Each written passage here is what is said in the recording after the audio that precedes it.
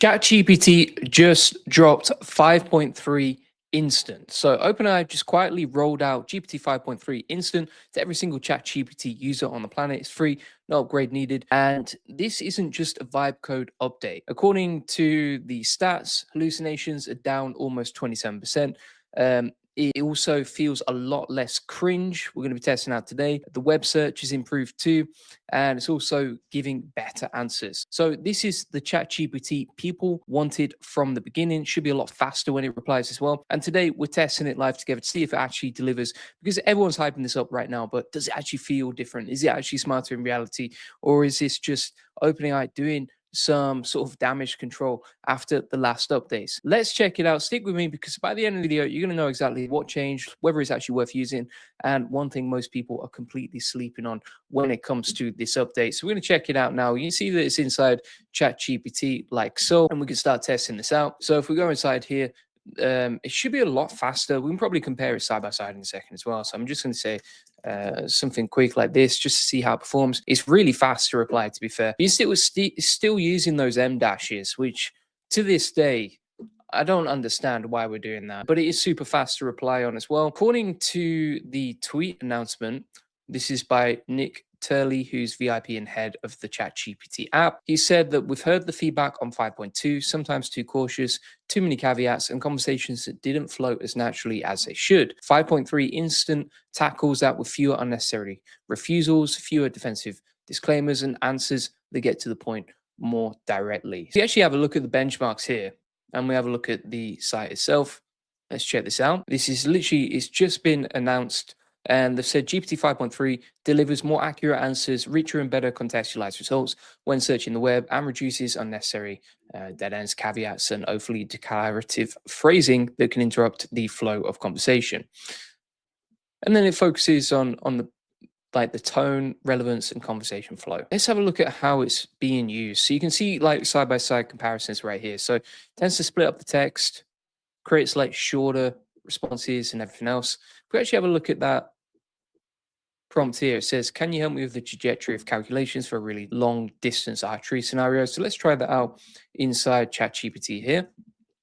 What we can actually do is just split screen this. So if we go to another tab of ChatGPT, I'm going to select 5.2, and we can just compare how they perform side by side. So we use GPT-2 Instant versus GPT-3. There we go. So we can compare them side by side. And then we'll put the same prompt into both of these. Also, if you look at this, 5.2 Instant doesn't have a thinking option, whereas it looks like you get a thinking option with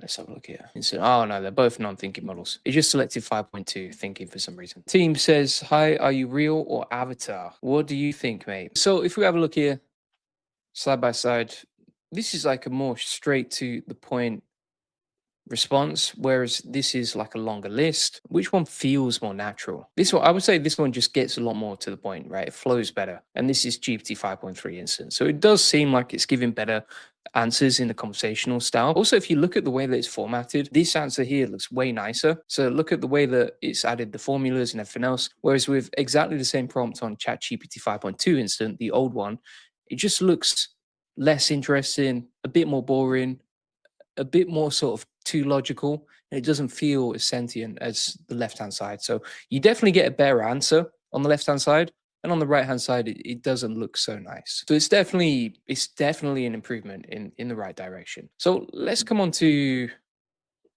more examples and what it talks about. So more useful, well-synthesized answers when using the web. So I've said GPT 5.3 Instant also improves the quality of answers when information comes from the web. It more effectively balances out what it finds online, blah, blah, blah. It's less likely to over-index on web results, which could lead to long list of links or loosely connected information. So here's another example. This is 5.2, the old version versus the new. And they've said, what was the biggest signing of the last baseball offseason? And the old one, it kind of writes like a long blog post. The right-hand side looks a lot more sort of nicer formatted in that. So let's have a look and test this out ourselves.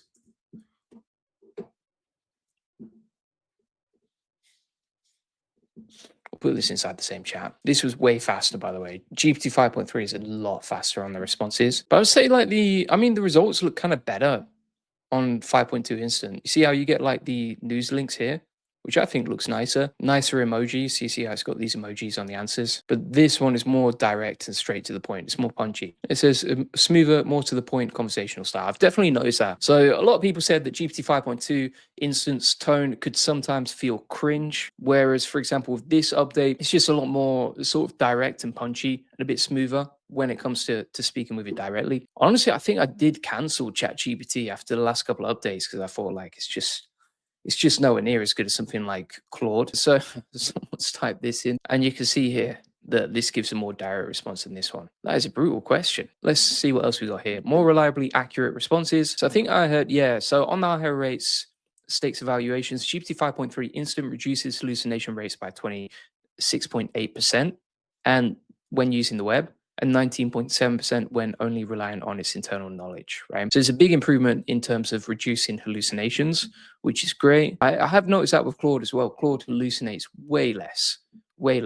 than other stuff as well. And then you can see a big difference here. So someone said, write a short poem. And then 5.2 sort of says, here's a poem, blah, blah, blah. Whereas GPT 5.3 Instant doesn't even explain it, just gives the poem directly inside the chat, which I think people would want, right? It saves time. Let's talk about limitations. So 5.3 Instant makes more meaningful progress on everyday usability, but it's not as good on non-English languages. So Japanese and Korean, not so good. And then tone as well. So it's smoother, but I think they're going to improve it. The other thing that ChatGPT have recently announced, let me find this. So they've actually said that 5.4 is coming sooner than you think, which is interesting. So I think they're going to drop 5.4 very soon, maybe this week or next week. It's got to be coming sooner. They've definitely hinted at it on their X account. So it's just a matter of time on that as well, which will be interesting to test out. So overall, big improvement, I would say, with 5.3. It's faster, smoother, more direct, more punchy. You're getting less cringe answers. And I wouldn't say this is particularly useful for like coding and stuff like that, but it's more for like quick answers,